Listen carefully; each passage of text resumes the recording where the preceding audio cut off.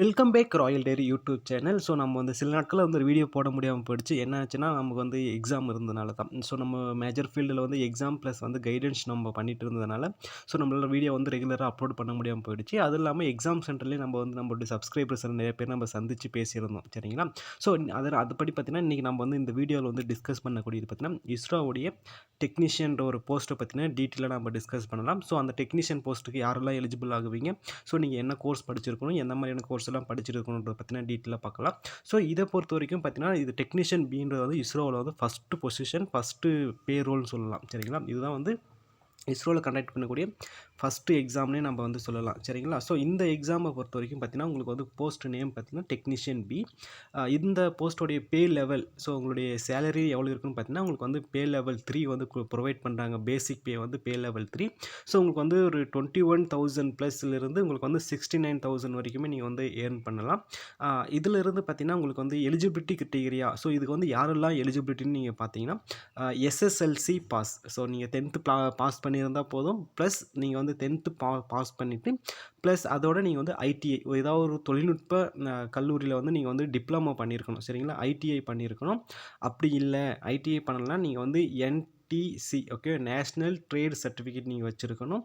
அப்படி இல்லைன்னா national apprentice certificate, ஓகேங்களா, apprentice course or certificate from NCVT, ஓகேங்களா, என்சிவிடியிலேருந்து நீங்கள் வந்து வாங்கியிருக்கணும். ஸோ இந்த கோர்ஸை பொறுத்த வரைக்கும் எல்லாமே மினிமம் 2 இயர்ஸ் கோர்ஸாக இருக்கணும். சரிங்களா? மினிமம் 2 இயர்ஸ் கோர்ஸாக இருந்தால் நீங்கள் வந்து டெக்னீஷியன் பி, இஸ்ரோடைய டெக்னீஷியன் பின்ற போஸ்ட்டுக்கு நீங்கள் எலிஜிபிளாக இருப்பீங்க. சரியா? ஓகே. ஸோ இந்த போஸ்ட்டை பொறுத்த வரைக்கும் பார்த்தீங்கன்னா, யாரெல்லாம் லாஸ்ட் எலிஜிபிலிட்டி அப்படின்னு பார்க்கும்போது 35 இயர்ஸ் வரைக்குமே நீங்கள் வந்து அப்ளை பண்ணி எழுதலாம். ஸோ எனக்கு இன்கேஸ் நான் இந்த வருஷம் நோட்டிஃபிகேஷன் பார்த்தீங்கன்னா எனக்கு 35 இயர்ஸ் ஆகுது. பட் ஆனால் நெக்ஸ்ட் இயர் தான் வந்து எனக்கு வந்து போஸ்டிங் எக்ஸாம் கண்டக்ட் பண்ணி போஸ்டிங் நெக்ஸ்ட் இயர் தான் வரும்னா, ஸோ நீங்கள் டெஃபினெட்லி நீங்கள் எலிஜிபிள் இருக்க மாட்டீங்க. சரிங்களா? ஸோ நீங்கள் வந்து அட்லீஸ்ட் ஒரு 3 இயர்ஸ்க்கு முன்னாடியே இல்லை 2 இயர்ஸ் முன்னாடியே தான் நீங்கள் வந்து அப்பாயின்மெண்ட் லெட்டர் வாங்குவீங்க இல்லையா? அதுக்கு முன்னாடி வந்து உங்களுக்கு 35 இயர்ஸ் வந்து கம்ப்ளீட் ஆகாமல் இருந்தால் மட்டும்தான் நீங்கள் எலிஜிபிலிட்டி ஆகும். அது மட்டும் இல்லாமல் இதோடைய செலெக்ஷன் ப்ராசஸ், செலெக்ஷன் மெத்தாலஜியை பொறுத்த வரைக்கும் பார்த்தீங்கன்னா, உங்களுக்கு வந்து written exam plus skills test மட்டும்தான் இருக்கும். ஸோ நீங்கள் ரிட்டன் டெஸ்ட்டில் எவ்வளோ ஸ்கோர் பண்ணுறீங்களோ அதை பொறுத்து தான் உங்களுக்கு வந்து இன்டர்வியூ இருக்கும். ஸோ ஸ்கில் டெஸ்ட்டை பொறுத்த வரைக்கும் அது ஜஸ்ட் ஃபார் குவாலிஃபைங் நேச்சர். நீங்கள் வந்து அதில் வந்து அந்த வேலை உங்களுக்கு செய்ய தெரியுதான்றது மட்டும்தான் அவங்க செக் பண்ணுவாங்க. ஸோ இதுதான் இருக்கும். ஸோ மோஸ்ட்லி மெரிட்டை வந்து பார்த்தீங்கன்னா, நீங்கள் வந்து ரிட்டன் டெஸ்ட்டில் வந்து நீங்கள் என்னென்ன மார்க் எடுக்கிறீங்களோ அதை வச்சு தான் இது பண்ணுவாங்க. சரியா? ஓகே.